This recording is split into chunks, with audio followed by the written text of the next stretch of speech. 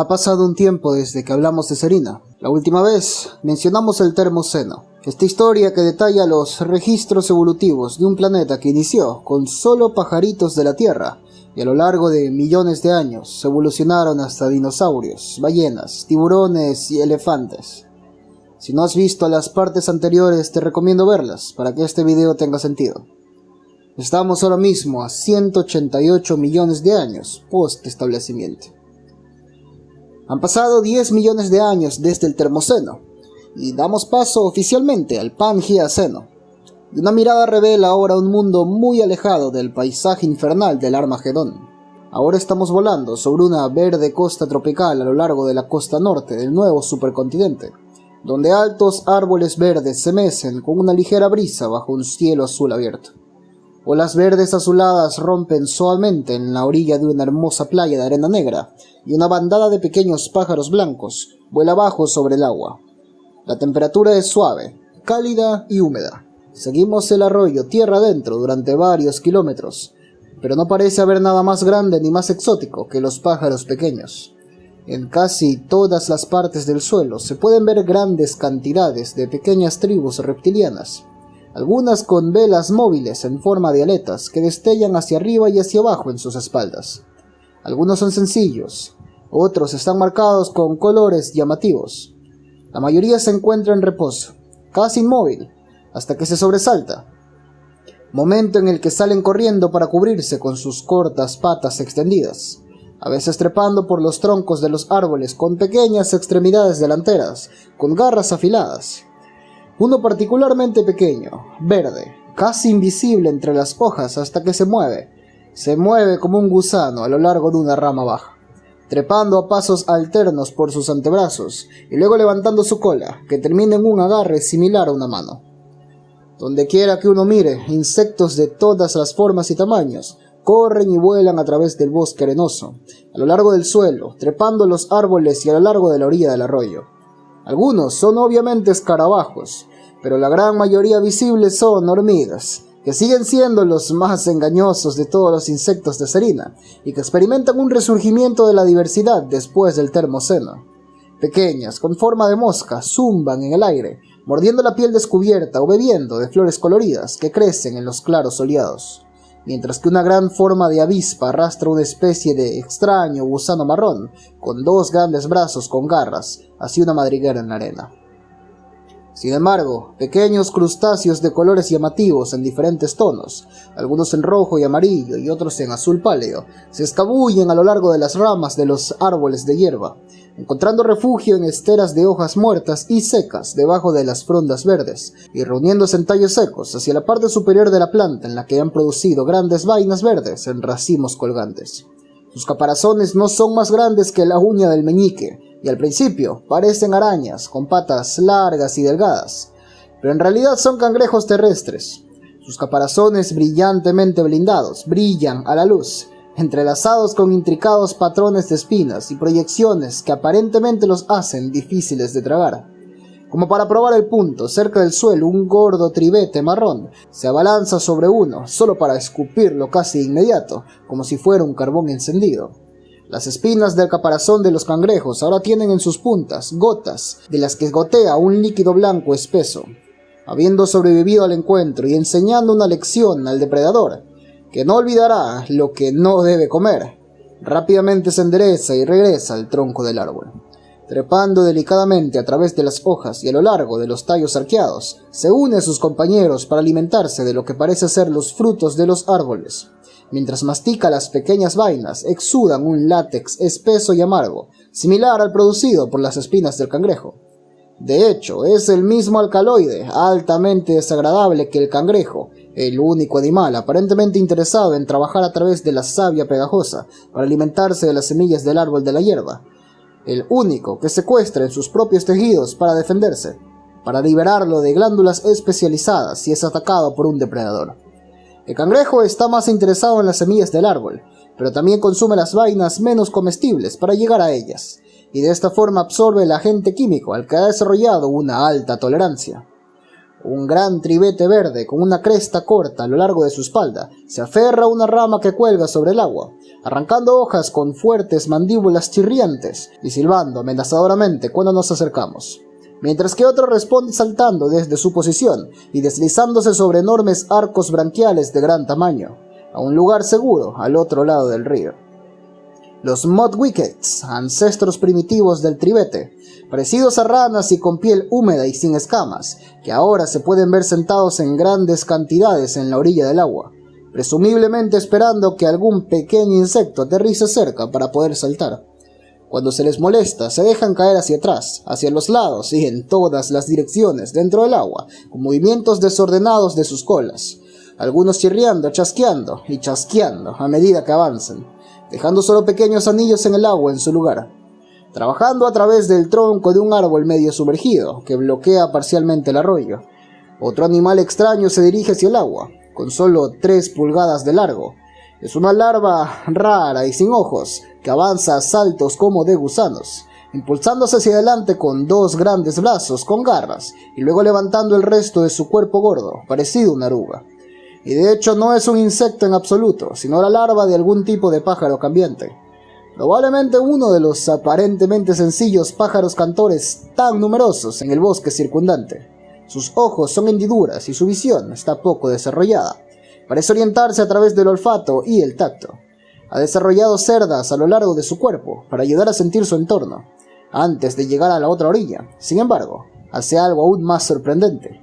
Se sumerge bajo el agua, habiendo ampliado su dieta para incluir detritos del fondo del estanque, o quizá pequeños animales acuáticos. Se ha vuelto semiacuático, conservando su piel permeable durante mucho más tiempo que otras larvas, y continuando su respiración a través de ella. Ahora, capaz de tomar oxígeno tanto del aire como del agua, mientras permanezca húmedo, su forma juvenil se aleja aún más de su eventual forma adulta y su nicho evolutivo.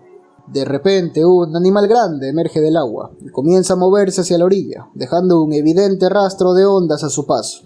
Ahora se revela como un ave peluda de color marrón, aproximadamente del tamaño de un castor, con pequeños ojos brillantes, bigotes largos y carnosos, y un hocico oscuro y también carnoso, que termina en docenas de zarcillos en forma de tentáculos.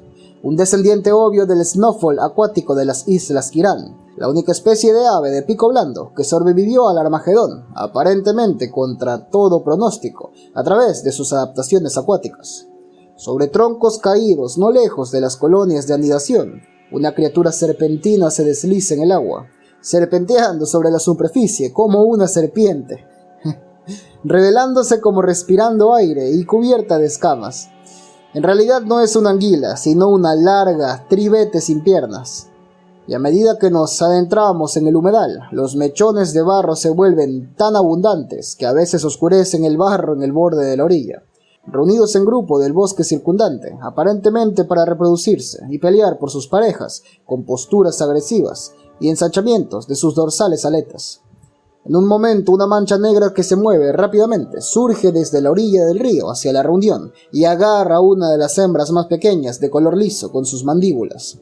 Mientras la orilla del río estalla en saltos de pánico hacia el agua y las malezas del resto de sus parientes, el pequeño depredador se detiene por un momento para mirar a su alrededor. Sus ojos son pequeños y su cuerpo tiene forma de salchicha, aproximadamente del tamaño de una rata común. Es claramente un pájaro, con un pico delgado y ganchudo, adaptado para sujetar con fuerza presas viscosas y ondulantes, pero también, al parecer, 4 extremidades con las que se escabulle a lo largo de la orilla. Las patas traseras son pequeñas, con los dedos claramente diferenciados, mientras que los antebrazos son grandes y parecidos a paletas, rematados en grandes garras. Mientras se retira un agujero excavado en la costa, se mueve con un movimiento frenético y torpe, muy parecido al de una cría de tortuga marina que lucha hacia el mar. Da claramente la impresión de un animal que no se siente cómodo ni construido para vivir sobre la tierra y que preferiría estar seguro en una madriguera, pero que ha descubierto que las riquezas que se pueden recoger a lo largo de la orilla del río son una oportunidad demasiado buena para dejarlas pasar. A medida que desaparece en la madriguera en la que llegó, el abejorro, el único sobreviviente de todos los vivas, probablemente se mantuvo con vida gracias a su tolerancia innata a los bajos niveles de oxígeno como excavador y su capacidad para esconderse de las condiciones climáticas más duras y la radiación subterránea. Y coincidentemente, el primer cuadrúpedo propiamente dicho entre todos los avianos desaparece de nuevo en su refugio subterráneo. Aquí vemos a nuestros primeros animales terrestres grandes en forma de un grupo de pájaros completamente sin plumas, posados en un gran árbol caído cerca del borde del pantano. Son criaturas bastante feas, de color marrón y verde como en el pantano que los rodea. Están cubiertos por una piel arrugada, salpicada de pequeñas escamas secas y escudos donde otras aves lucen pelaje emplumado.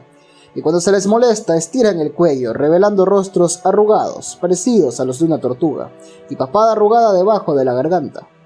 Todo lo que hacen es letárgico y son reacios a abandonar su lugar de descanso, donde cierran los ojos y se apiñan. Pero finalmente entran en acción cuando perciben una amenaza en la distancia. Cuando se levantan son casi tan altos como un hombre con el cuello extendido, y los brazos largos y musculosos cruzados a los costados, que terminan en una única garra larga y ganchuda. Sus patas traseras están situadas hacia la parte posterior de su cuerpo y están claramente extendidas hacia los lados, con 4 dedos palmeados y grandes garras. Son los descendientes secundariamente terrestres del fango marítimo, el segundo sobreviviente endémico de las islas Kiran, que al igual que el resoplido de agua, sobrevivió desplazándose hacia afluentes de agua dulce, cuando el mar a lo largo de la costa sur de las islas fue cerrado por el avance de la Tierra. Moviéndose hacia el sur a medida que avanzaba, las islas se secaron. Su metabolismo lento, que les permitía pasar largos periodos de tiempo con poca comida en tiempos difíciles, y tal vez incluso entrar en letargo, combinado con su eficiente sistema respiratorio, significaba que estaban preadaptados para las duras condiciones de escasez de oxígeno del Armagedón desde el comienzo. Los tribeteres. Se produjo una breve variedad de grandes carnívoros justo al comienzo del límite Termoceno-Pangiaceno, pero solo sobrevivió al final del Termoceno a través de una única especie pequeña que excavaba madrigueras y fue capaz de resistir varios millones de años en duras condiciones. Alta radiación y temperaturas extremas, bajo tierra, saliendo por la noche para cazar insectos y animales pequeños. Las primeras formas grandes no sobrevivieron, pero tan pronto como las condiciones mejoraron, el único sobreviviente estuvo entre los primeros depredadores en responder al vacío ecológico. Hoy en día varios tipos distintos ya se han vuelto a diversificar, a medida que el linaje tribal se recupera de su casi extinción. Entre los más notables se encuentra un nuevo grupo de carnívoros heterodontes, parecidos a perros, con largos colmillos cortantes en la mandíbula superior, que se alimentan de animales grandes. Sus patas son largas y se encuentran debajo del cuerpo, lo que les permite correr a altas velocidades. De hecho, su método de caza es perseguir a sus presas. La pata trasera, en particular, es musculosa y capaz de lanzar al animal hacia adelante, lo que permite sentar un mordisco mortal en el cuello con sus grandes mandíbulas. A diferencia de las tribus anteriores, que se alimentaban de presas que podían tragar enteras o desmembrar fácilmente desgarrándolas, estos nuevos depredadores a menudo derriban animales de un tamaño mucho mayor y han desarrollado dientes cortantes dentados adicionales en la mandíbula, más avanzados que las estructuras en forma de aguja de los animales.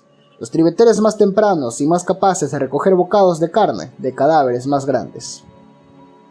Y todo esto es lo que pasó entre los primeros 10 millones de años desde el Termoceno, situados, como dije, a 188 millones de años desde el establecimiento de Serina. Ahora, a los 200 millones de años, tenemos oficialmente el abejorro estuarino o el bomblet estuarino. Y si has llegado hasta aquí, quiere decir que probablemente te gusta lo que estás viendo. Por eso te pido que te tomes la molestia y le des al botón de like. Considera esto como una pausa para que comentes algo antes de seguir. Han pasado 22 millones de años desde la extinción masiva del Termoceno-Pangiaceno y los ecosistemas ya se han recuperado en gran medida del cataclismo. La biodiversidad regresa a niveles anteriores y a medida que animales nuevos e inusuales, descendientes de un pequeño pero variado grupo de sobrevivientes, ahora empiezan a repoblar Serina. Uno de estos grupos son los abejorros, las únicas vivas que llegaron hasta el final del Termoceno, y unas de las más aberrantes como aves excavadoras cuadrúpedas y portadores de vida. Con la competencia considerablemente reducida, este linaje de aves especializada, alguna vez restringida, puede explorar una variedad de nichos nuevos y más variados en el medio ambiente. Uno de los nuevos hábitats para los que los abejorros parecen casi preadaptados son los cuerpos de agua. Para bucear y nadar también se requieren adaptaciones similares que evolucionaron para la vida bajo tierra, como patas delanteras en forma de paletas y una alta tolerancia para una supervivencia prolongada en condiciones de bajo oxígeno. Y algunos abejorros ahora se han convertido en criaturas bien adaptadas, casi exclusivamente acuáticas. En el planeta Serina, ríos y lagos, con extremidades extendidas hacia afuera y tamaños corporales considerablemente mayores, los abejorros ya no se mueven bien en tierra firme y solo desembarcan brevemente para descansar o cruzar a otra masa de agua. Si bien la mayoría de las especies todavía crían a sus crías en la tierra, en una madriguera, una especie corta aún más los lazos con la tierra cuando comienza a criar a sus crías directamente en el agua, un cambio de crianza posible gracias a su nueva adaptación. Los abejorros ovovivíparos ya estaban adaptados a ambientes subterráneos con poco oxígeno, y las paredes de sus oviductos estaban extremadamente vascularizadas, de modo que podían inundar su bolsa de huevos con oxígeno para mantener un estado de intercambio de gases suficiente para mantener en buena forma a las crías en desarrollo. Y esto también les permitía realizar inmersiones cortas bajo el agua para alimentarse sin asfixiar a sus crías. Sin embargo, pasar más tiempo bajo el agua sin respirar requirió un mayor refinamiento del sistema. Este abejorro finalmente ha llevado el sistema reproductivo de los vivas a su pináculo y se ha vuelto verdaderamente vivíparo.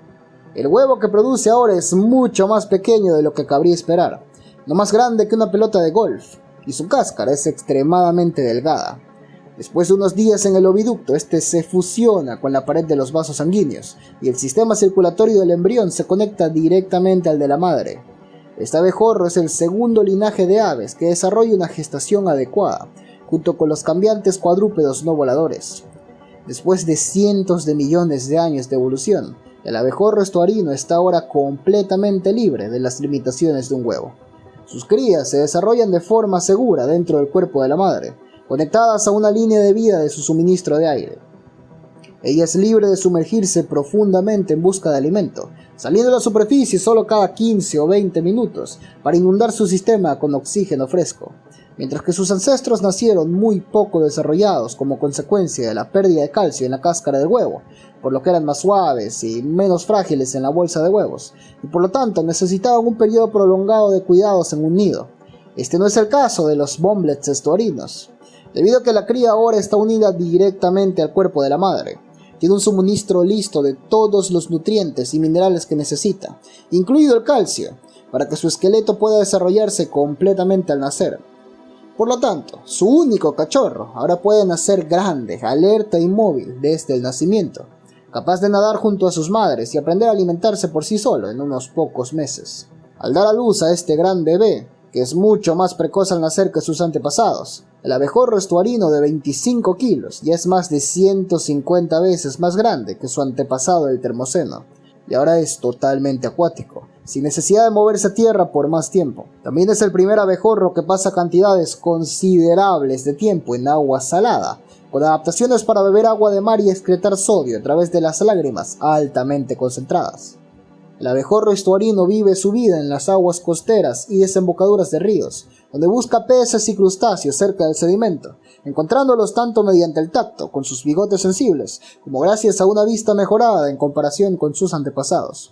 Su pico es alargado y útil para agarrar y mantener presas potencialmente peligrosas, como cangrejos, a una distancia segura de su cara, mientras las golpea hasta matarlas antes de tragarlas. La única cría es capaz de nadar al nacer, aunque requiere una estrecha protección, ya que es lenta y bastante indefensa durante varias semanas. Por lo tanto, estos abejorros muestran una mayor complejidad social con las hembras, viviendo en grupos y criando a sus crías de manera cooperativa. Esto permite que cada hembra tenga tiempo para buscar comida todos los días, mientras deja a sus crías en una guardería atendida por otra hembra.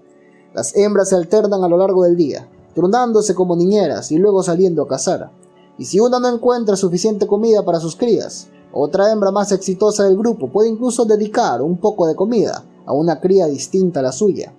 La vida social también está haciendo que estos bichos sean más inteligentes, ya que la vida en grupo requiere muchas interacciones complejas. El Pangeaceno en sí se desarrolla principalmente en dos eras mayores, siendo la primera a los 228 millones de años. Las 8 masas continentales principales de Serena ahora se han unido para formar un único supercontinente. Ansisca del Sur, Walteria, Stefandea y Cari se han unido completamente alrededor de las islas Kiran.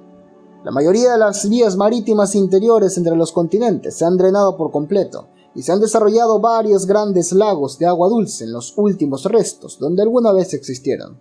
Las últimas vías marítimas que quedan se encuentran en Testriate y Walteria, pero estas dos han comenzado a retroceder. Un tramo de mar corta hacia el este aproximadamente la mitad de la costa este, mientras que todavía existe otro frente a él que conecta con la costa oeste. El norte de Ansisca ha chocado con el supercontinente durante los últimos 40 millones de años, y la extensión total de su unión aún está oscurecida por la ya mencionada vía marítima oriental que se encuentra justo en su unión, inundando todo excepto un delgado puente terrestre entre las dos placas continentales. La Ansisca polar también chocó recientemente mientras se movía en un arco hacia el norte y el este en el sentido de las agujas del reloj, uniéndose ahora a Esteriata en la costa opuesta para sus contrapartes más al sur perdidas hace mucho tiempo, que comenzaron hace más de 200 millones de años como un solo continente en el oeste de Serena. Boria se ha desplazado hacia el oeste, pero ha conservado una ubicación polar. Sus islas se han desgastado mucho más en los últimos eones hasta alcanzar una fracción de su tamaño anterior.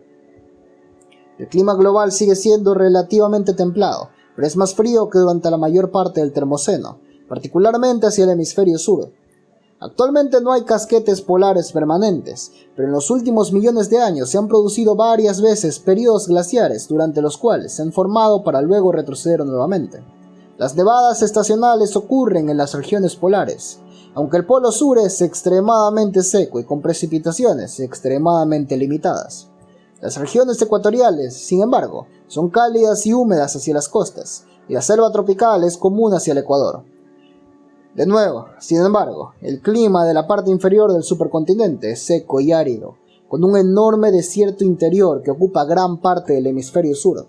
Grandes pastizales estacionales bordean el interior seco, donde las temperaturas alcanzan extremos tanto de calor como de frío. Aquí la vida vegetal es limitada y en algunas regiones prácticamente ausente. Y la gran mayoría de la biodiversidad de esta era se produce a lo largo de los bordes exteriores del continente, en las sabanas y los bosques de hoja ancha hacia los polos y el hemisferio norte. Las regiones costeras cercanas al polo sur son menos áridas que las zonas del interior y pueden albergar una mayor diversidad de vida vegetal, pero las duras temperaturas limitan estos entornos en gran medida a los ecosistemas de taiga y tundra, ausentes en el norte más templado. Avanzando hacia el Ecuador, el cinturón del bosque costero se expande en grandes extensiones de bosque latifoliado templado, y la costa este del supercontinente en particular experimenta precipitaciones extremas que, combinadas con inviernos relativamente suaves y temporadas de crecimiento largas, han permitido la evolución de algunos de los árboles más altos que jamás hayan existido.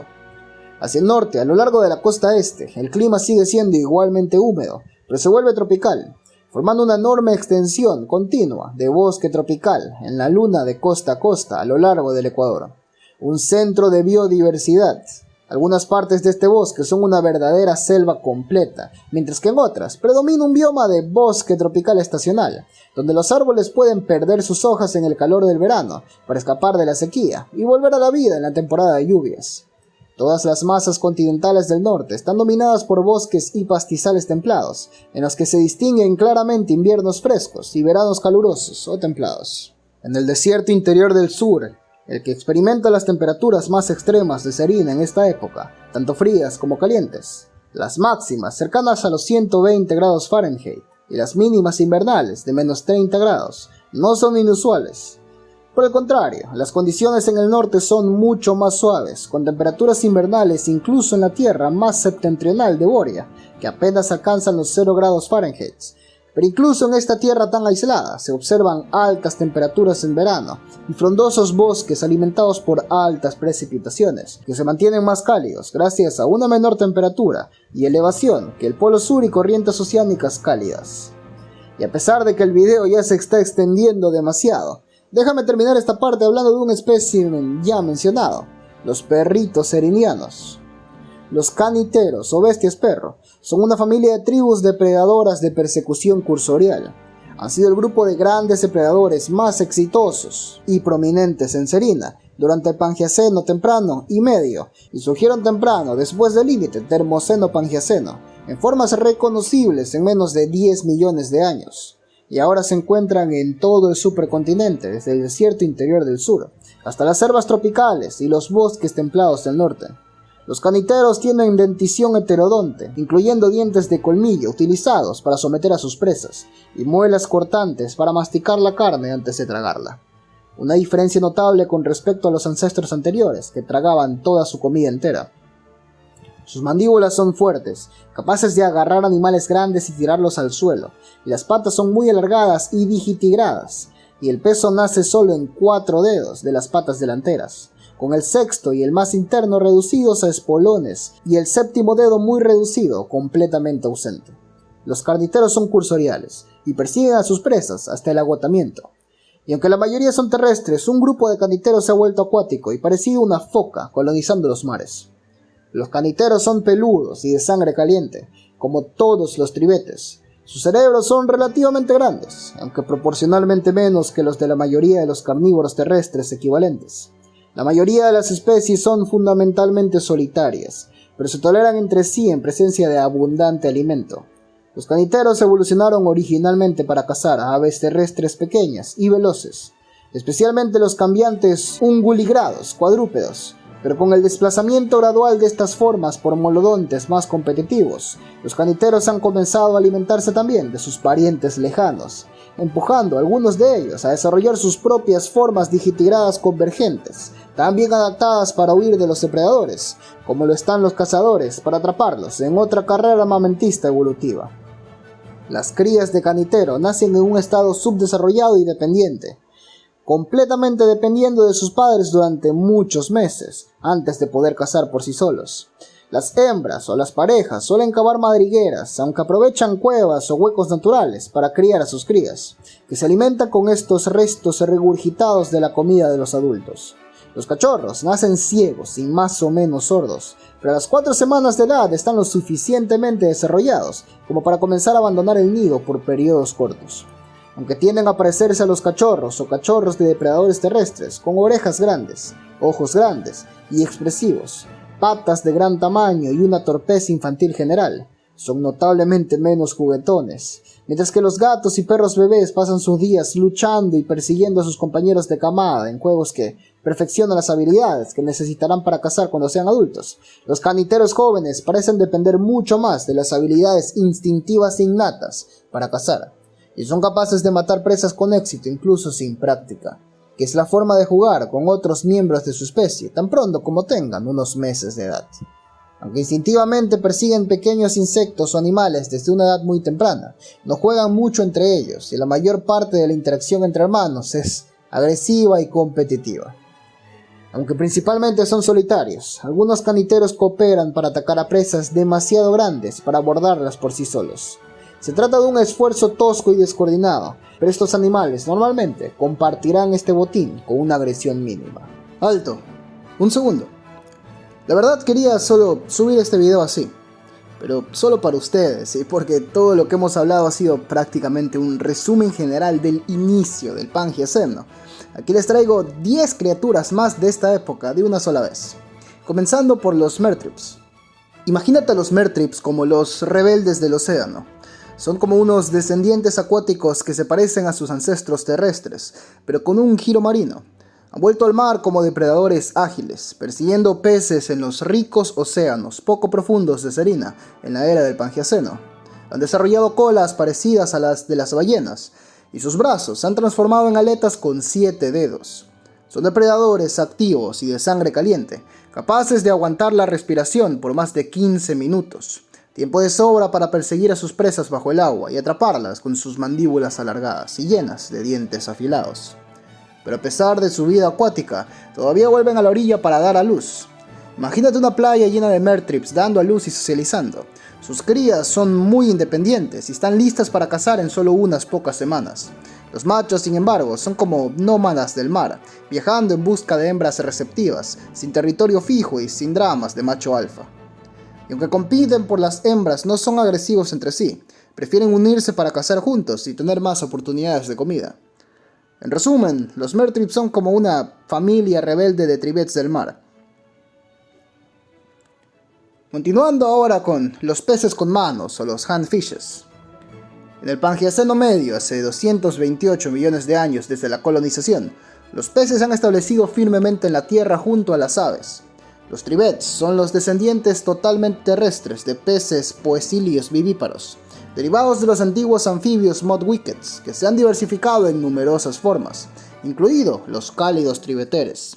Los primeros tribets evolucionaron hace aproximadamente 150 millones de años, con características como piel impermeable, pulmones pareados y una cola adaptada para moverse eficientemente en tierra. Los tribets evolucionaron para ser trípedos, adaptando sus aletas pectorales y sus colas simultáneamente en extremidades de caminar. Aunque los tribets y los mudwickets comparten un ancestro común, los tribets se distinguieron por una piel completamente impermeable, mejorando así la eficiencia de su movimiento sobre la tierra. Durante el Termoceno, los tribets se diversificaron considerablemente, experimentando con diferentes variaciones de su plan corporal ancestral. Algunas formas de tribets, conocidas como handfishes, desarrollaron dedos largos y robustos en lugar de alargar sus brazos, lo que les permitió trepar árboles y capturar presas en los bosques. Estas criaturas, apodadas informalmente Spider Frogs, tienen una apariencia general anfibia, con una boca ancha, grandes ojos y piel lisa, y utilizan sus dedos largos para trepar y capturar alimentos. Algunas especies se han convertido en depredadores emboscadores de aves y de otros tribets, colgando de sus colas en la parte inferior de las ramas con los dedos extendidos, listos para atrapar a cualquier desafortunada presa en un mortal agarre. Estas tribets, conocidas como drop-downs, tienen cuerpos alargados, casi parecidos a las anguilas, que se curvan hacia arriba a lo largo de las ramas de los árboles, camuflándose con la corteza y esperando el momento adecuado para atrapar a sus presas. Algunas Spider Frogs son depredadores más activos, que saltan y persiguen a sus presas. Los gibbets, que es una clase de tribets extremadamente aberrante, son los pináculos de esta evolución, con 2 rayos de aleta hipertrofiados en cada antebrazo, que funcionan como brazos individuales, lo que les otorga una destreza excepcional en los árboles. Son depredadores de insectos y criaturas animadas, con metabolismos más altos que sus parientes, y la capacidad de elevar su temperatura corporal varios grados por encima del ambiente circundante, lo que les permite permanecer activos en un rango más amplio de temperaturas. Aunque no son tan plenamente de sangre caliente como los tribeteres, son verdaderamente mesotérmicos, adaptados a hábitats cálidos, tropicales y subtropicales, donde prosperan en el dosel alto de los árboles. Los mitones. Los mitones son un grupo de aves zancudas sin alas y no voladoras, descendientes del nariz de agua, nativas del norte de Walteria y el sur de Striata en el Pangeaceno. Han desarrollado una mano móvil de tentáculos en sus hocicos, con los que pueden manipular alimentos. Estas estructuras, que como dije se parecen a su mano, difieren de las trompas de los extintos elefinzones, en que los tentáculos no se basan en las fosas nasales, y en su lugar están soportados por anillos de cartílago. Además, se originan en la mandíbula superior e inferior y rodean la boca, lo que le da al mitón una apariencia que ha sido comparada con la de un pato con pulpo en la cara, o Cthulhu. Los mitones son carnívoros y se alimentan principalmente de invertebrados, aunque también cazan peces. Aunque pueden nadar, sus patas traseras se han alargado y ahora encuentran comida con más frecuencia caminando por el agua, bajando sus hocicos en las aguas poco profundas y buscando moluscos y crustáceos enterrados. Cuando descubren uno, el mitón contrae inmediatamente sus tentáculos, atrayendo la presa directamente hacia la boca. Si es algo de cuerpo blando como un gusano, se la traga con poco esfuerzo.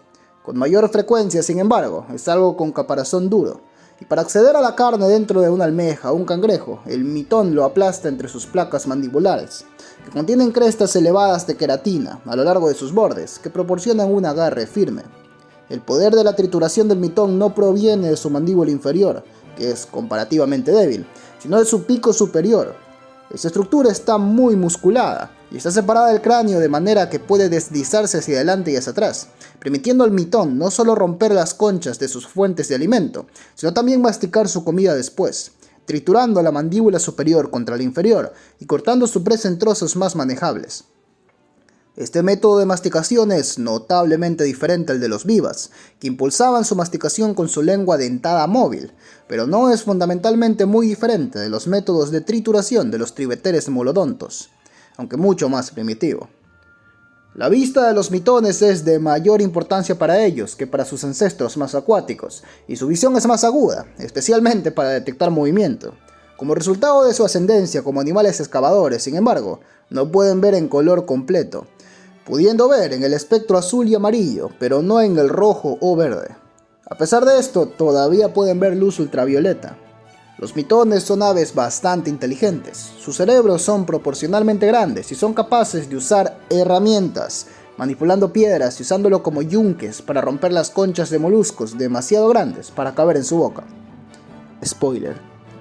Al hacer esto, un mitón asegura los lados de la presa con sus pies y la sostiene en su lugar con su peso. Levanta la cabeza en un arco alto mientras sostiene firmemente una piedra en sus tentáculos y luego la baja rápidamente para golpear la roca contra la superficie frontal de la concha.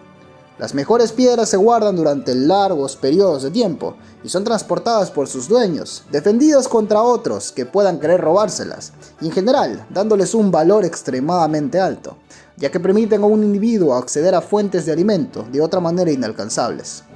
Hay una situación en la que un mitón renunciará intencionalmente a una piedra de yunque valiosa, sin embargo, pero solo en nombre del amor. Si un macho mitón quiere cortejar a una hembra que le gusta, necesita demostrarle que será un buen proveedor para ella y sus crías, y una de las mejores formas de hacerlo es demostrar su competencia en el uso de herramientas, rompiendo el molusco más grande y duro que pueda encontrar con una roca de yunque adecuada. Solo los machos más fuertes e inteligentes podrán hacerlo bien, y estos son los que la hembra quiere para engendrar a sus crías. Si un macho demuestra su capacidad para abrir una fuente de alimento grande y lo comparte con ella, las posibilidades son muy buenas de que ella lo acepte y se emparejen. Incluso si no tiene tanto éxito en su actuación en el acto, una hembra aún puede considerar un macho si puede demostrar que será bueno para ella de otras maneras. Por ejemplo, si es generoso. Si una hembra no se convence con el estómago lleno, tiene otro método de probar a su pareja. Intentará tomar su piedra de yunque. Si él se resiste, ella se va, sin necesitar nada más de él. Sin embargo, si no solo tolera su intrusión hacia su posesión más preciada, sino que se la entrega directamente, y suponiendo, por supuesto, que sea mejor que la suya, si es que ya tenía una, es muy probable que ella lo permita parearse a cambio. Un macho que renunciará a su preciado yunque es un macho que no será tacaño con alimentarla, mientras ella se siente en su nido y provee para sus crías. Y así, incluso si no es tan buen proveedor en general como el macho que desempeña bien en el test de cascanueces, puede equilibrarlo, compartiendo más de lo que comida que él adquiere. En el mundo de las citas de los mitones, compartir realmente vale la pena. Una vez que están emparejados, los mitones son socialmente monógamos y pueden aparearse de por vida. Ocasionalmente, también ocurre que hay unidades casadas en las que dos machos, generalmente hermanos, cooperarán para cortejar a una hembra y compartirán una pareja, y se vincularán como un trío. A las hembras parece no importarles en absoluto tener dos esposos, ya que significa que ella será cuidada aún mejor, y probablemente tendría muchos más, si no fuera por el hecho de que los machos no relacionados típicamente no tolerarán otros machos cerca de sus parejas, como lo hacen algunos pares de hermanos. Estos tríos a menudo tienen un éxito reproductivo especialmente alto, presumiblemente debido a la mayor capacidad para proteger a sus crías y proporcionar alimento. En tales situaciones, todos los individuos se aparean entre sí, alternando entre roles masculinos y femeninos para firmar sus vínculos. Una vez establecida una pareja o un trío, entonces las aves pueden ocuparse del verdadero negocio de reproducirse. En el Pangiaceno, donde muchas aves han desarrollado nuevas formas de reproducción, que a menudo son completamente independientes de un huevo de cáscara dura o de una incubación activa, los mitones son una excepción relativamente rara. Junto con ciertas aves marinas y acuáticas, son uno de los pocos grupos de aves que todavía ponen huevos de cáscara dura y los incuban con su propio calor. Las narices de agua lo hicieron en madrigueras accesibles por debajo de la línea de agua, pero los mitones han simplificado sus necesidades a una simple depresión en el suelo, a veces revestida con hierba o un poco de plumas suaves y oculta en la vegetación cerca del agua.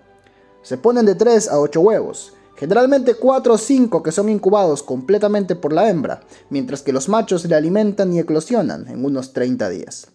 Los polluelos son precoces y pueden correr desde el nacimiento, pero dependen de sus padres para ser protegidos. Los padres les proporcionan comida parcialmente masticada, pero también son completamente capaces de atrapar la suya propia, incluso a solo unas horas de edad. Generalmente se trata de insectos, y pueden reproducirse a la edad de 2 años. Aunque la mayoría de los machos no encontrarán una pareja durante otro año o 2, cuando sean más expertos en encontrar comida. Los individuos suelen vivir de 10 a 15 años, aunque 20 realmente no es imposible. La principal amenaza para los mitones es la depredación, ante la cual su única defensa real es huir. En tierra son corredores rápidos, pero siempre que sea posible, correrán hacia el agua cuando son perseguidos, sumergiéndose bajo el agua y nadando para escapar de los depredadores terrestres. El comportamiento de los mitones al llevar alrededor sus piedras favoritas de cascanueces ha llevado además a que los mitones ocasionalmente muevan sus huevos de un lugar a otro si sienten que el primer nido se ha vuelto inseguro. Tomando sus huevos tiernamente en sus tentáculos, pueden transportarlos entre diferentes nidos varias veces durante el curso de la incubación, en un esfuerzo por evitar que su olor se vuelva demasiado fuerte y atraiga depredadores a cualquier lugar dado. Los gloves, traducido directamente como los guantes. El guante es un pariente más pequeño y terrestre del mitón, descendiente inicialmente de narices de agua. A diferencia de los mitones, los guantes son nocturnos y tienen una visión menos efectiva en colores, pero su visión en la oscuridad es más aguda. Son estrictamente carnívoros y se alimentan de invertebrados y pequeños animales que encuentran en el suelo de los bosques ecuatoriales. Los guantes tienen un hocico cubierto de apéndices hábiles que se asemejan a dedos de manos, permitiéndoles manipular objetos y alimentos. Tienen 5 apéndices cartilaginosos en forma de mano, 3 de los cuales se derivan de la mandíbula superior y 2 de la inferior. Estos apéndices tienen articulaciones que les permiten doblarse y agarrar alimentos. A diferencia de los mitones, muchos de los discos de cartílago que sostienen estos apéndices se han fusionado en varillas, limitando la movilidad, pero aumentando la fuerza y la articulación. Los guantes cazan principalmente de noche, utilizando sus manos para buscar presas ocultas en la hojarasca y el suelo del bosque. Cuando digo manos, me refiero a sus tentáculos. Cuando encuentran una presa, la capturan con sus manos y la llevan rápidamente a la boca para someterlo a un mordisco aplastante.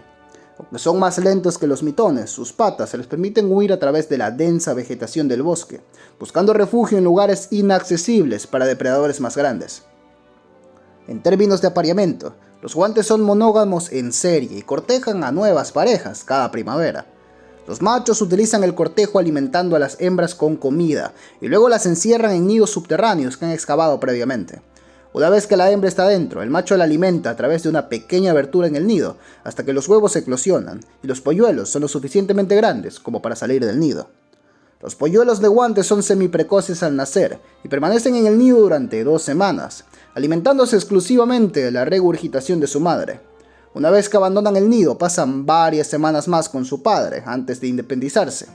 Los adultos abandonan el nido y los polluelos son capaces de reproducirse por sí mismos en la primavera siguiente. Los squeaks. Los squeaks son un género de aves cambiantes notable por su apariencia y estilo de vida extremadamente dispares entre sus larvas y adultos.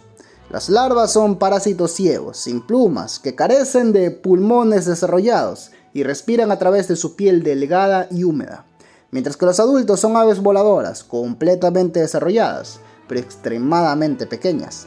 La mayoría de las especies se reproducen depositando grupos de huevos sobre tejido animal muerto, pero una especie es un endoparásito obligado, mordiendo una pequeña herida en la piel de un animal grande y depositando sus huevos directamente dentro del huésped vivo. Las larvas de squeak eclosionan de sus huevos con solo unos pocos milímetros de longitud, y algunas especies tienen los ciclos de vida más rápidos de cualquier ave, solo 2 semanas desde la eclosión hasta la madurez reproductiva. El grupo es Cosmopolita encerina en el Pangeaceno medio y todas las especies vivas, excepto una, se alimentan de tejido muerto necrótico. La mayoría de las especies de larvas se alimentan de cadáveres, como larvas, burlándose profundamente con sus brazos espinosos y abriendo túneles en la carne con sus mandíbulas mientras se alimentan. Solo una especie se alimenta exclusivamente del tejido vivo, la carne voradora, pero se encuentra ampliamente en los trópicos y puede infectar a casi cualquier animal terrestre, perforando el tejido muscular u órganos de su huésped y a menudo causando infecciones secundarias fatales. La carne voladora se dirige más a menudo a animales muy jóvenes, o a los ancianos, o a los que ya están enfermos, acelerando sus muertes. Y son así los más rápidos en alcanzar la madurez antes de que ocurra eso, comiendo continuamente y creciendo rápidamente a unos centímetros de longitud, y luego cayendo de su huésped a un poco más de una semana de edad, pupando en el suelo y emergiendo como adultos en solo 5 o 6 días. El adulto carnevorador es el ave voladora más pequeña que haya existido, no más grande que una abeja, con solo 2 centímetros de longitud de cabeza a cola, con una envergadura comparable. A pesar de esto, está completamente emplumado, aunque siendo tan pequeño en tamaño también tiene menos plumas que cualquier ave voladora, solo alrededor de 200, la mayoría de las cuales son plumas lanudas altamente reducidas que aíslan el cuerpo. Su plumaje alar también está altamente reducido y contiene el menor número de plumas de vuelo de cualquier especie voladora, solo 5 en cada ala, todas las cuales son plumas primarias. Sus patas son diminutas, pero lo suficientemente fuertes como para permitirle aferrarse a la piel de animales grandes, con 2 dedos hacia adelante y 2 hacia atrás como sus ancestros distantes, los chupasangres. La carne voladora, a diferencia del elanor volador, se alimenta durante su etapa adulta, principalmente de sangre, pero también de insectos y trozos de tejido cortados de heridas con su pico en forma de gancho, pero aún tiene una vida útil máxima de solo 2 semanas después de pupar, durante la cual se concentra intensamente en reproducirse. Las hembras viven más que los machos y pueden poner más de 1000 huevos en sus vidas breves, depositándolos alrededor de heridas abiertas en otros pájaros y animales si están disponibles, y creando las suyas si un huésped herido no está disponible. Las presas preferidas son los jóvenes y los enfermos de grandes herbívoros y jóvenes de nidos de aves altriciales, que suelen ser asesinados por los parásitos en una muerte espantosa y prolongada por la septicemia, mientras son devorados vivos desde el exterior hacia adentro. Los animales grandes y saludables, como otros pájaros cambiantes y circoadontes, también pueden infectarse, pero generalmente sobrevivirán a una infección, siempre que no sea demasiado grave. Incluso muchos squeaks que se alimentan solo de tejido muerto como larvas son parasitarios como adultos, alimentándose de sangre, aunque algunos comen solo néctar u otras fuentes de alimento, como insectos voladores. Estas especies son particularmente problemáticas hacia el extremo norte, donde forman enormes enjambres chupadores de sangre durante el verano, en detrimento de los animales de rebaño que luchan por escapar de ellos, descubriendo que no se disuaden con tácticas que funcionan para evitar a los insectos, como refugiarse en parches de nieve persistente, debido a la naturaleza de sangre caliente de las aves. Al igual que muchos animales que se alimentan de sangre, los squeaks son vectores comunes de agentes bacterianos y virales.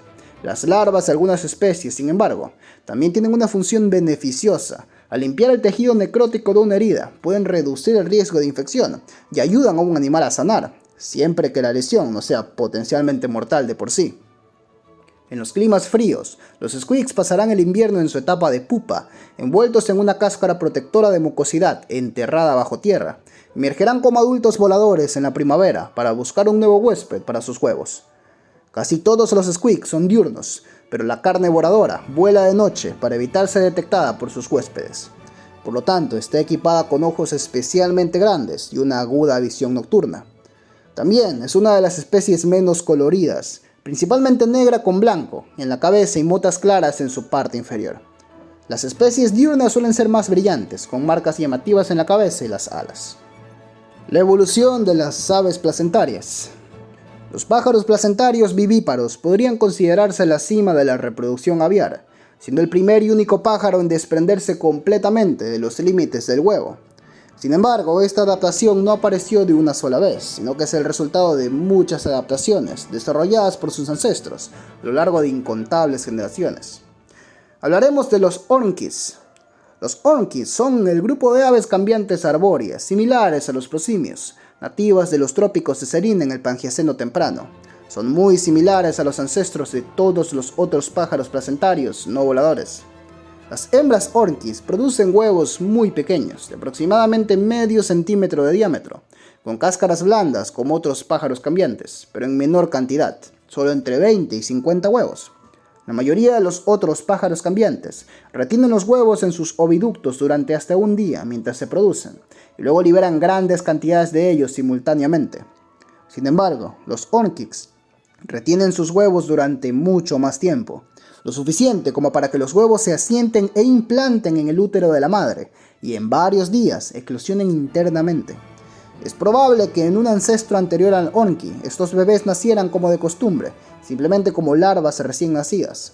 El Ornki, sin embargo, ha evolucionado más allá de esa primera etapa, y sus crías no son expulsadas de inmediato, sino que se retienen durante un periodo aún más largo, alimentándose durante el primer día aproximadamente de las yemas del huevo, durante el cual sus tejidos se fusionan con los vasos sanguíneos del revestimiento uterino de su madre, proporcionando un acceso rápido a los nutrientes y al oxígeno en la sangre de la madre, y facilitando la eliminación de desechos para que sigan recibiendo alimento, incluso después de que se agote su propio suministro. Los embriones luego se retienen en sus cuerpos durante varias semanas, mientras se desarrollan y son alimentados por los padres a través de las primeras etapas de su ciclo de vida. De modo que cuando los jóvenes finalmente pierden su vínculo con los padres y nacen, han omitido la mayor parte de la etapa larval por completo. Su vista en este momento ya es aguda y sus brazos y piernas están bien formados. Pueden trepar, saltar y caminar, por lo que, aunque en total se producen menos jóvenes, todos tendrán más probabilidades de sobrevivir. Aunque apenas tienen 3 centímetros de longitud al nacer, todavía más pequeños que muchos insectos, los bebés son capaces de valerse por sí mismos de inmediato y son abandonados por sus padres. Son carnívoros y comienzan a comer de inmediato, alimentándose principalmente de insectos y animales más pequeños que puedan atrapar con las garras raptorias que recubren sus muñecas, a través de una combinación de emboscada y caza activa en las ramas. Algunos sucumbirán al hambre, incapaces de atrapar suficiente alimento, pero los cazadores más exitosos pueden comer hasta su propio peso corporal en carne en un día. En esta etapa, un joven Ornki todavía está desnudo y sin plumas. Sin embargo, y aunque sus pulmones están completamente formados y su piel es impermeable al agua, no puede mantener su propia temperatura corporal y es un ectotermo, dependiendo de las condiciones ambientales cálidas para sobrevivir. Para evitar depredadores y ocultarse de la presa, a menudo está coloreado de manera críptica en verde o marrón para camuflarse. Sin embargo, dentro de un mes comienza a desarrollar sus primeras plumas en forma de un pelaje borroso de pelusa que cubre su cabeza, cuello y torso. A los 2 meses de edad, el animal ha aumentado considerablemente de tamaño, como resultado de su apetito insaciable, y ahora es tan grande como un hámster, de 4 a 5 pulgadas de longitud y varias onzas, capaz de mantenerse caliente. Además, está ahora bien emplumado, con un abrigo aislante de plumas, y se ha vuelto especialmente ágil, saltando y trepando con gran velocidad entre las ramas. Sus patas traseras ahora son casi tan largas como sus antebrazos, mientras que los huesos en su muñeca se han dividido en 2 dígitos de agarre, cada uno rematado por una garra curva que le dan un agarre en las ramas mientras se mueve por el dosel. Para este momento, su dieta se amplía significativamente, para incluir no solo presas animales, sino también frutas, flores e incluso la ocasional porción de ensalada. En algún momento entre los 5 meses y el año de edad, el animal ha alcanzado su tamaño completo de unas pocas libras y también ahora alcanza la madurez sexual, con los machos desarrollando papadas de colores brillantes y piel expuesta a lo largo de sus caras y plumaje brillante. Ahora es completamente de sangre caliente y completamente emplumado, excepto por sus brazos y piernas, que aún tienen la piel desnuda y sin escamas, pero conserva muchos aspectos de su apariencia desde su infancia. Los Ornkis han perdido completamente sus plumas de vuelo, pero retienen un pequeño patagio de piel entre sus brazos y torsos, así como un propatagio delante de sus brazos, que les proporciona cierta capacidad de planeo. Sus muñecas se han vuelto más móviles que las de los otros pájaros, capaces de rotar y ser pronadas para proporcionar un agarre en el dosel, y el hombro se ha vuelto más flexible, con un rango de movimiento cercano a los 180 grados, permitiendo que el pájaro se balancee. Los arcángeles, probablemente los más famosos visualmente de la obra en general, llamados los gigantes voladores. Con la evolución de las aves metamórficas cuadrúpedas, los pájaros voladores han logrado alcanzar tamaños nunca antes previstos en su historia, capaces de usar sus alas y no solo sus patas traseras para ayudar en el despegue del suelo. Pueden crecer más grandes y pesados que los animales estrictamente bípedos, y muchos se vuelven gigantescos. Sus muñecas se alargan en un dedo de vuelo, muy similar al de los pterosaurios, excepto que en lugar de una membrana, todavía tienen filas de largas plumas venadas.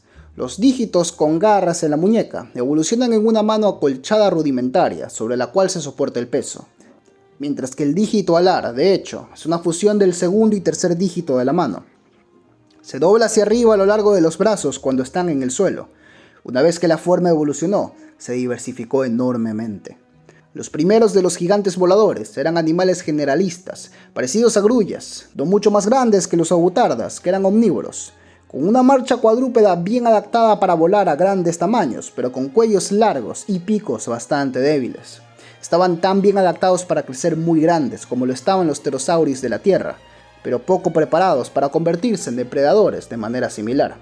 En cambio, bajo esta diferente presión selectiva, dieron origen a grandes herbívoros, especies que se dedicaron al pastoreo como ocasiones geológicas sobredimensionadas y vivieron en bandas altamente nómadas, que pueden elevarse en térmicas y cruzar el supercontinente en cuestión de semanas, siguiendo la lluvia y convergiendo donde la comida es abundante, y dispersándose cuando escasea. Conocidos como arcángeles, a menudo están coloreados en su mayoría, o completamente de blanco, el color que más refleja la radiación solar dañina en altitudes de planeo elevadas, alcanzando hasta 20 pies de altura, pesando hasta 450 libras y con una envergadura que puede superar los 40 pies. Son algunos de los pájaros voladores más grandes que jamás hayan existido, viajando miles de millas por tierra, guiados por su sentido del olfato en la constante búsqueda del clima tormentoso, que produce las avenidas de vegetación que requieren en las llanuras estacionales del interior. Son verdaderos nómadas que nunca se quedan mucho tiempo en un lugar. Migran en bandadas que a veces alcanzan miles de individuos, viajando en formaciones de V de 20 a 30 individuos, que a su vez se agrupan en grupos aún más grandes que pueden extenderse por millas en la atmósfera.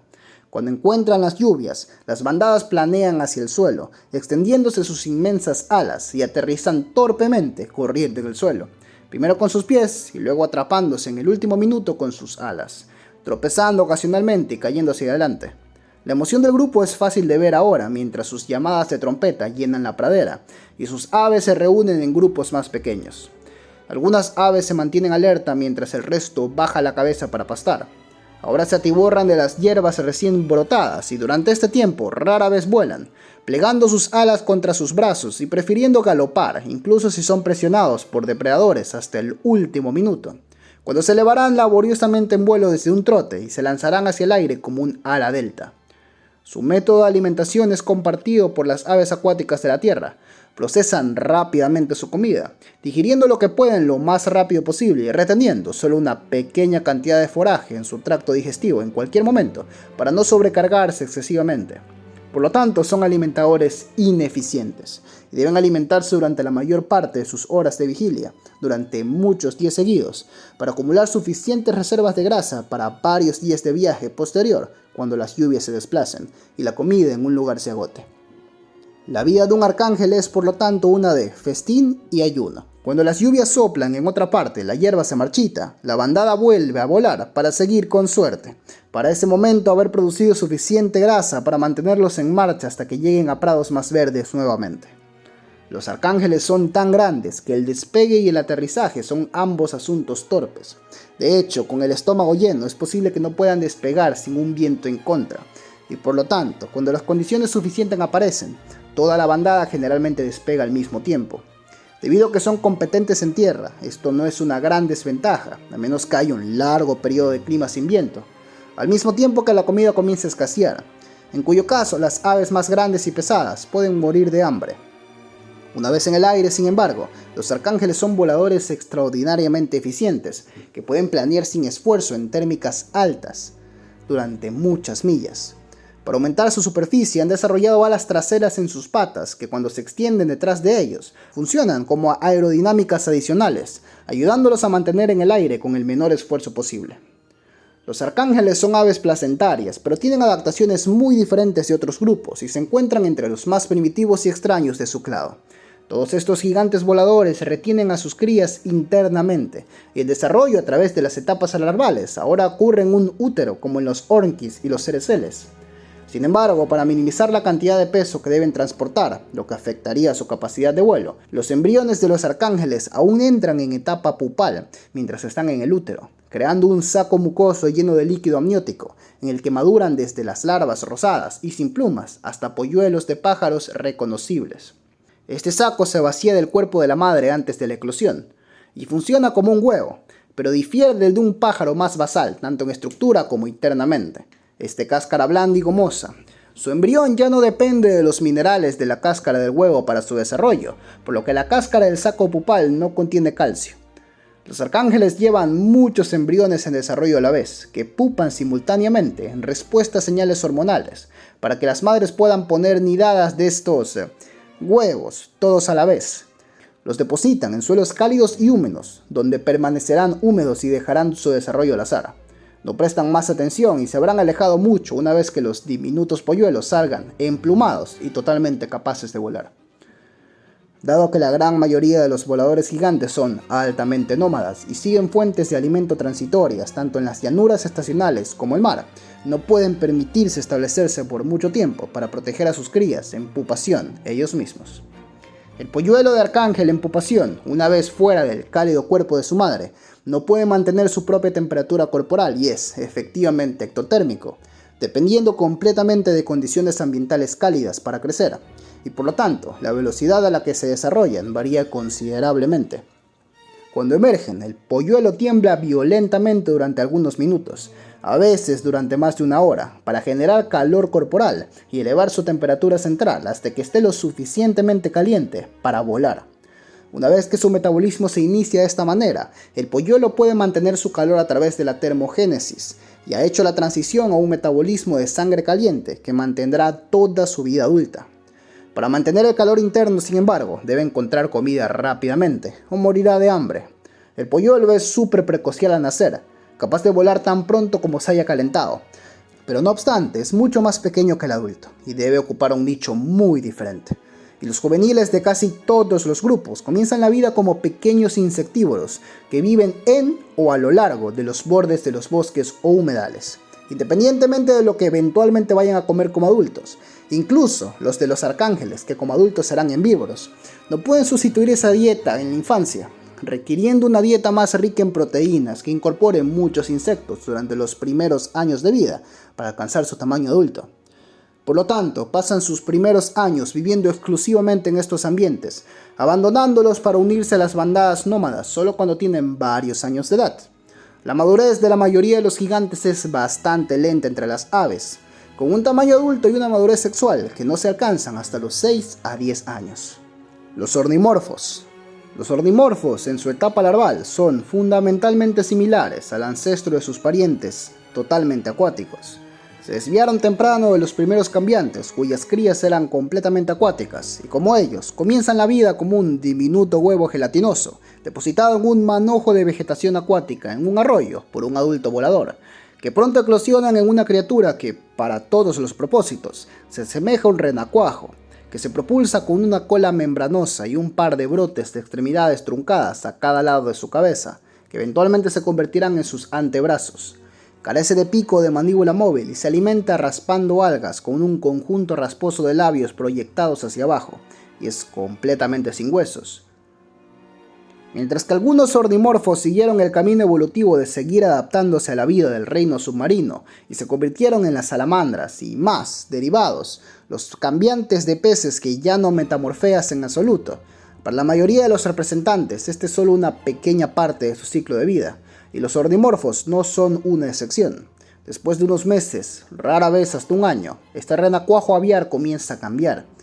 Como las aves cambiantes más primitivas, incluida la especie acuática más basal, se transforman de su estado larval directamente a una forma adulta voladora en cuestión de semanas, mientras están aisladas en un capullo de mucosidad.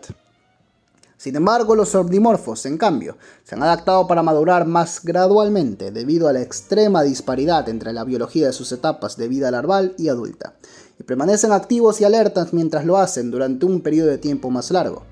Como resultado, pueden crecer más que sus parientes primitivos y, al hacerlo, explotar una mayor variedad de nichos y fuentes de alimento. No desarrolla una branquia desde su canal auditivo como lo hacen las salamandras y los peces cambiantes, ya que necesitará su audición más tarde en la vida. En su lugar, sus pulmones maduran, permitiendo que el renacuajo aspire el aire directamente desde la superficie y, por lo tanto, expanda su hábitat fuera de los arroyos y hacia los estanques y charcos de agua más lentos o estancados, así como también hacia la tierra para moverse entre fuentes de agua. Una vez que sus pulmones están desarrollados y la larva puede obtener oxígeno en abundancia, puede crecer más, Sus pequeños brazos truncados se vuelven más prominentes y pequeños brotes aparecen en la muñeca, que pronto se extienden en pequeños dedos parecidos a los de una rana, que permiten al renacuajo arrastrarse sobre su vientre hasta la orilla. Y aquí encuentran alimento adicional en forma de pequeños invertebrados, y sus mandíbulas se osifican y tiran de la boca hacia adelante para que ya no se alimente en el fondo, sino que pueda lanzarse activamente hacia adelante y tomar presas pequeñas en la boca, que se traga entera, convirtiéndose en un depredador a pequeña escala. Como su piel ya no es necesaria para absorber oxígeno, se vuelve más gruesa y seca, menos permeable y más protectora, y esta ahora salamandra pronto puede extender sus incursiones más tierra adentro, pasando menos tiempo cerca del agua de la que dependía, hasta que la abandona gradualmente por la orilla, y se adentra en la maleza húmeda de los bosques circundantes. Esta será una etapa más larga del ciclo de vida de muchas especies, que dura hasta 2 años, durante la cual el ornimorfo vive una vida activa como un pequeño depredador similar a un lagarto. Al principio no puede mantener su propia temperatura corporal y depende de las condiciones ambientales que lo rodean para mantenerse caliente o enfriarse, pero su sistema respiratorio de doble flujo altamente eficiente, que hereda de sus diversos antepasados aviares, aún le permite una resistencia considerable cuando el ambiente es cálido y le da una ventaja sobre las presas de sangre fría. A medida que pasan las semanas, sin embargo, cambios sutiles aún están modificando el cuerpo del juvenil. Su metabolismo aumenta lentamente y se vuelve menos dependiente de condiciones externas para mantener su temperatura. Es capaz de generar y mantener un nivel de calor corporal interno y extiende sus patrones de actividad en consecuencia. Ahora puede cazar incluso en días lluviosos, frescos y después del atardecer, cuando sus presas son tomadas por sorpresa. Sus patas se vuelven aún más largas, sus dedos más delgados y agarradores, y a medida que se vuelve más ágil y se acerca al final de su segundo año, comienza a expandir sus horizontes hacia arriba en los árboles del bosque. Trepar y saltar por las ramas. Un patagio delgado de piel suelta se desarrolla entre su cuerpo y las articulaciones de sus patas delanteras y traseras, que le permiten planear entre las ramas en busca de nuevas presas, que son ahora pequeñas aves e insectos grandes y voladores, a los que captura con un movimiento de agarre de los poderosos brazos portadores de peso que pronto se convertirán en su golpe de vuelo. En otros pocos meses, su capa de plumón es atravesada por una segunda capa menos densa de quillas, que emergen en una capa sobrepuesta de plumas barbadas, especialmente las quillas largas que comienzan a brotar en un rastro a lo largo del borde exterior de los brazos y en el borde posterior de los dedos, desplegándose colectivamente en un ala larga y estrecha, formada desde el codo hacia abajo por plumas de vuelo y desde el codo hacia arriba por una membrana de piel emplumada. Es ahora cuando la criatura desarrolla rápidamente su apariencia aviar, aunque también mezclada con una influencia distintivamente pterosauriana, como resultado del andar cuadrúpedo y la estructura parcialmente membranosa del ala. Cuando el animal tiene entre 2 años y medio y 4 años, dependiendo de la especie, este proceso generalmente se completa y el ornimorfo casi maduro deja el dosel. A partir de aquí, su vida nuevamente nunca será la misma. Algunos pasan completamente una dieta de presas aéreas que van desde otra vez pequeños insectos hasta directamente aves que persiguen aire abierto y capturan con una amplia mandíbula abierta bordeada de cerdas que sirven para extender aún más su abertura. Otros, con el pico más largo, vuelan instintivamente hacia la costa y desde entonces encuentran su alimento planeando sobre las olas como un albatros. Todos estarán unidos por el hecho de que como adultos, ninguno de ellos volverá a tocar intencionalmente el suelo nuevamente en la vida. Aunque un ornimorfo juvenil puede aterrizar para posarse durante varias semanas, eventualmente estos descansos se vuelven menos frecuentes y más espaciados, hasta que finalmente se detienen por completo. Un adulto, una vez que ha encontrado su gracia en los cielos, puede que nunca vuelva a aterrizar. Dentro de unas pocas semanas de su primer vuelo, las garras en todos los dedos, excepto el tercero en las alas, se caen. Ya no son de ninguna utilidad, mientras que las de las patas traseras se retienen, pero pueden no volver a usarse nunca más. Algunas especies, particularmente los pelágicas, seguirán creciendo durante varios años más antes de alcanzar la madurez sexual.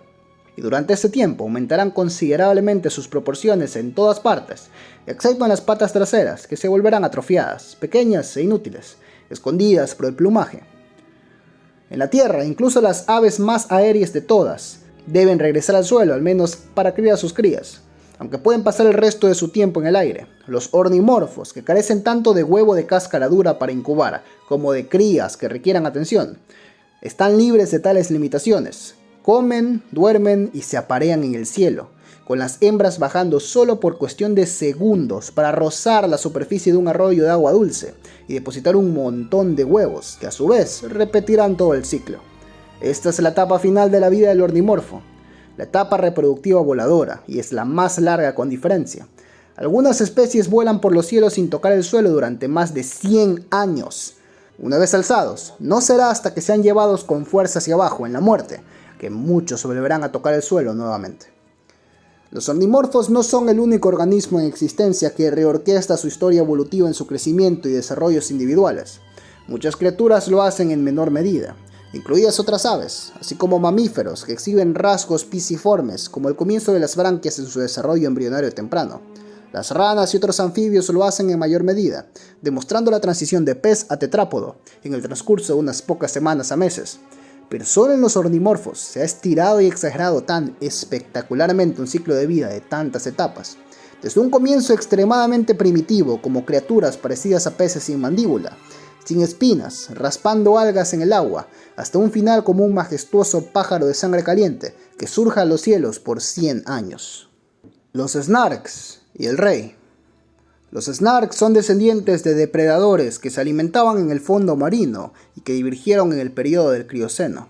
Los caracoles de estanque ancestrales eran respiradores de aire, pero desarrollaron branquias varias veces en diferentes linajes desde sus cavidades de manto para respirar bajo el agua, lo que les permitió colonizar ambientes acuáticos profundos. Desarrollaron dientes afilados en sus rádulas para someter a su presa y se enterraron en la arena, tanto para cazar como para evitar a sus propios depredadores. A partir de ahí evolucionó un grupo que cazaba como depredadores de emboscada. Se comprimieron dorsoventralmente, con sus ojos descansando sobre tallos en la parte superior de sus cuerpos, para poder vigilar los alimentos que se arrastraban sobre el sedimento, mientras el resto de su cuerpo estaba oculto. Sus conchas se redujeron para que ya no pudieran retraer sus cuerpos grandes y aplanados, pero ya no necesitaban hacerlo, ya que pasaban la mayor parte del tiempo ocultos en la arena. Los lados izquierdo y derecho de su pie se aplanaron y se parecían a aletas, y al ondular sus bordes, el caracol ahora también podía moverse rápidamente sobre el fondo del lecho marino, al estilo de una raya, lo que les permitía huir de amenazas o perseguir activamente presas pequeñas, además de cazar emboscadas. A medida que sus técnicas de alimentación se volvieron más activas, se volvieron más inteligentes, con cerebros bien desarrollados, que les darían una ventaja para localizar y someter a la presa. A medida que algunas especies pasaron más tiempo fuera de la arena y nadando a lo largo de esta arena, hicieron uso de cromatóforos para alterar sus sombras y camuflarse, al igual que los cefalópodos. Eran cazadores estrictamente visuales, con grandes ojos y una aguda visión bien ajustada, tanto al color como al movimiento. Y a las señales visuales también se volvieron útiles para las comunicaciones con sus congéneres. Los machos desarrollaron exhibiciones de amenazas y cortejo elaboradas y coloridas, y la capacidad de cambiar entre ellas en un instante, alterando los cromatóforos en sus tejidos.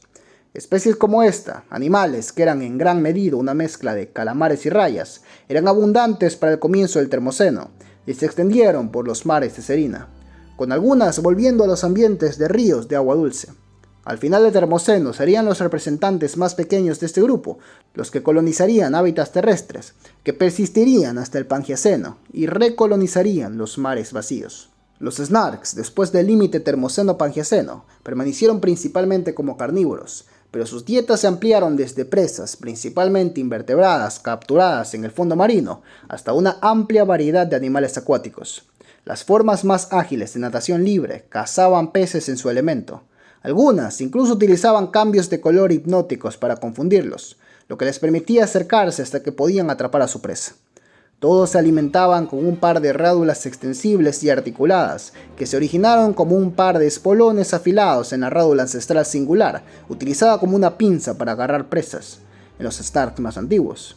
En algunas especies depredadoras, estas estructuras pueden ser eyectadas de la boca explosivamente, a una velocidad extraordinaria, para agarrar incluso a la presa más rápida, mientras que otras se contentan con alimentarse más pausadamente de presas más lentas, como cangrejos y otros caracoles, que arrancan del fondo marino.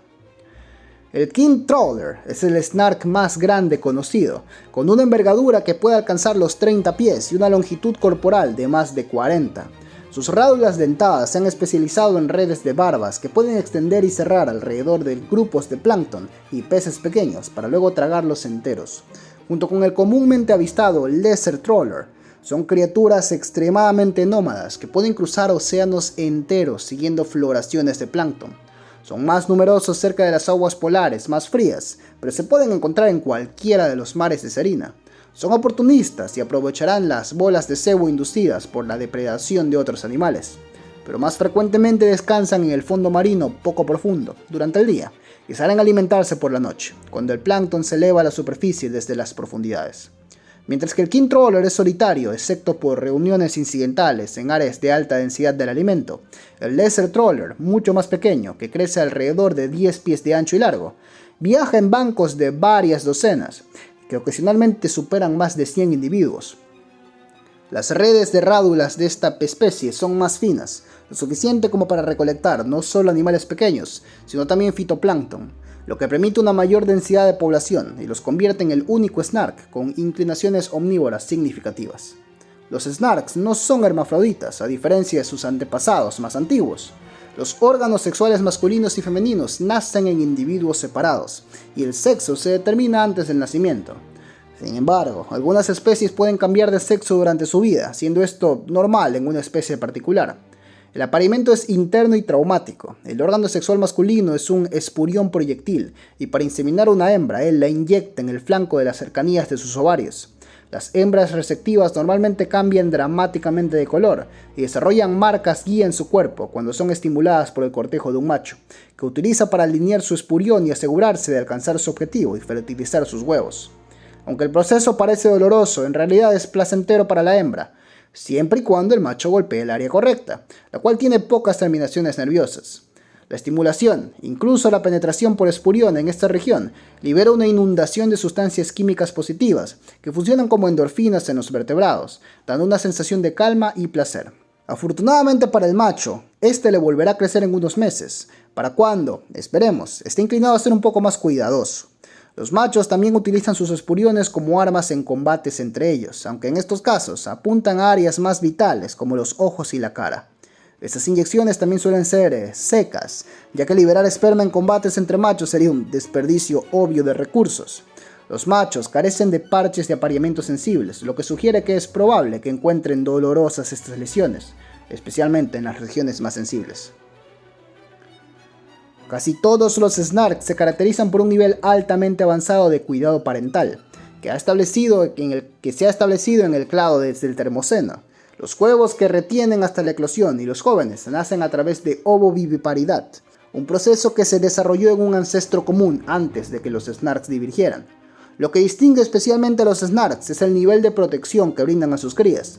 Casi todas las especies son incubadoras bucales y dejan de alimentarse durante al menos un mes después del nacimiento de sus crías, permaneciendo en aguas poco profundas vegetadas donde es probable que haya presas diminutas abundantes para los jóvenes cazadores. En algunas especies que forman vínculos de pareja, el macho puede cuidar de las crías en lugar de la hembra, pero solo los trawlers gigantes no proporcionan este nivel de cuidado parental de ninguna forma. En lugar de visitar las aguas poco profundas vegetadas, solo el tiempo suficiente para liberar a su prole y asegurar que alcancen la seguridad antes de regresar a aguas más profundas. Sus jóvenes, que nacen tan pequeños como puros, son depredadores activos de las mismas presas que comerán durante toda su vida, principalmente copépodos, camarones y alevines, durante sus primeros años, pero los atraparán uno a la vez con rádulas alargadas en forma de tenaza que no comienzan a desarrollar sus barbas hasta que tienen un pie de largo.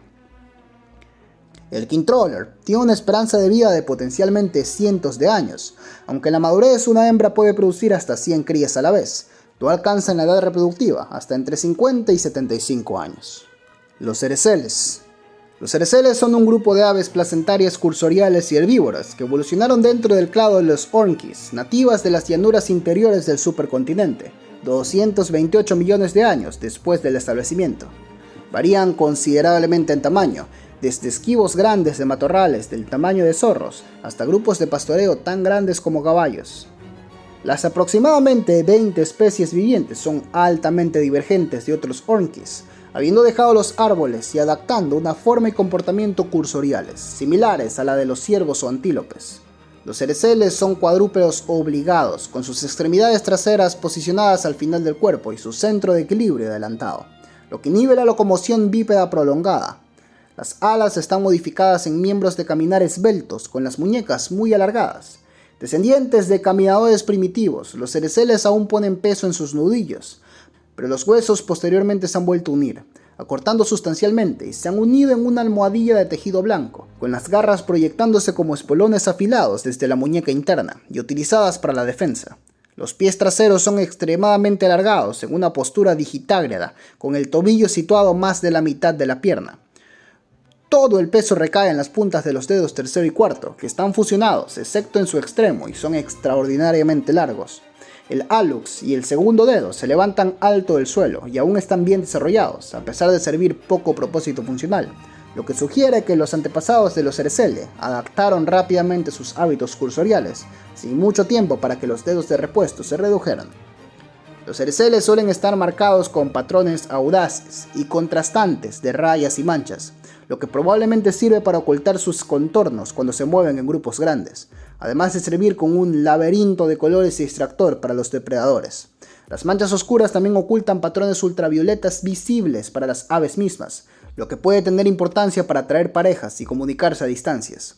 Los principales depredadores de los cereceles, los tribeteres, no pueden ver en este espectro, por lo que estos mensajes pueden enviarse como un tipo de código secreto. Todos los cereceles en su mayoría son herbívoros, y al carecer de la mecánica de alimentación especializada de herbívoros extintos como los vivos, su método de alimentación es primitivo, e implica el consumo de vegetación y la molienda de su alimento en una molleja con la ayuda de gastrolitos, de manera similar a las aves primitivas. Los jóvenes de cereceles, a diferencia de los orquis anteriores, nacen grandes y extremadamente bien desarrollados, capaces de caminar dentro de minutos después del nacimiento. Aunque su madre los protege durante los primeros meses de sus vidas, no les proporciona ningún tipo de alimento, ni mediante regurgitación, ni con una secreción de leche de buche, como han hecho muchos grupos de aves anteriores. Aunque la madre llevará a sus crías a fuentes de alimentos, mientras llena su propio estómago y les muestra indirectamente qué es y qué no es adecuado para consumir. El polluelo debe alimentarse por sí mismo. Los cereceles son un grupo joven, apareciendo dentro de los últimos 10 millones de años, pero con muchas líneas pioneras. Grupos que surgen rápidamente en respuesta al vacío ecológico después de una extinción masiva, ya están comenzando a disminuir en diversidad frente a nuevos competidores, a medida que el resto de la biosfera se recupera a su alrededor. Aunque su método de reproducción les otorga una ventaja sobre grupos de aves más primitivos, y de hecho fue probablemente al menos parcialmente responsable de su propio desplazamiento de la primera ola de aves herbívoras no voladoras que proliferaron al inicio del Pangeaceno. Ahora parece que su método primitivo de alimentación los está alcanzando, entre otra planta recién evolucionada y un grupo de competidores vigorosos que está surgiendo.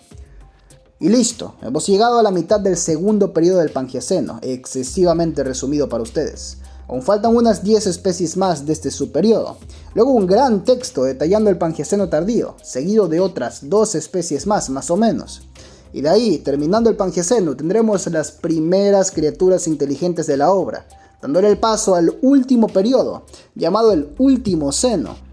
Para que te hagas una idea temporal, en este video avanzamos desde los 178 millones de años hasta los 228 millones de años post-establecimiento. 50 millones de años enteros después del apocalipsis del Termoceno. Ya nos quedan solo 22 millones de años nada más para terminar este periodo. Y sería esto todo por esta ocasión. En la siguiente parte exploraremos individualmente todas las especies restantes de la segunda era del Pangeaceno. Este video ya se ha extendido demasiado. Soy el Dr. Mix y espero que te haya gustado este video. Si es así, no olvides darle like y suscribirte. Me tomó muchísimo esfuerzo hacerlo. Nos vemos en la próxima.